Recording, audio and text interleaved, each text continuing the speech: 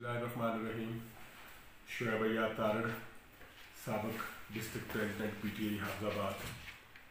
मैं कल जो वाक़या हुआ है सियालकोट, उस हवाले से बात करना चाहूँगा कि बहुत गलत तरीके से जिन लोगों ने ये काम किया है, जो वाक़या हुआ है, कतई तौर पे कानून को अपने हाथ में नहीं लेना चाहिए था।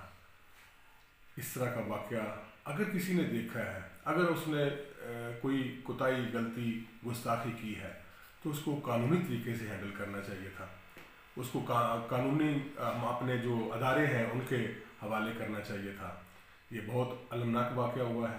पूरे उम्मत मुस्लिमा का, पूरे पाकिस्तान की आवाम का सर शर्म से झुक गया है और मैं इस बात की पुरज़ोर मज़म्मत करता हूँ और मुझे उम्मीद है, बल्कि अल्लाह के फजल करम से हमारी गवर्नमेंट, हमारे वज़ीर आज़म पाकिस्तान इमरान खान साहब ने नोटिस लिया है और हमारे वज़ीर आला पंजाब, उन्होंने फौरी तौर पे कार्रवाई का हुक्म दिया है। पुलिस ने तकरीबन 100 के लगभग बंदों को पकड़ लिया है, लोगों को पकड़ लिया है जो उस कार्रवाई में मुलव्वस थे।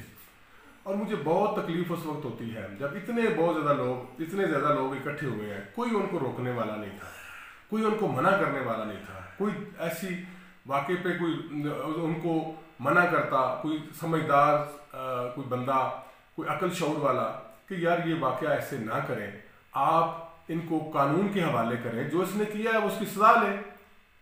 अपने कानून को अपने हाथ में लेने का तो कोई ऐसे किसी को इख्तियार नहीं है।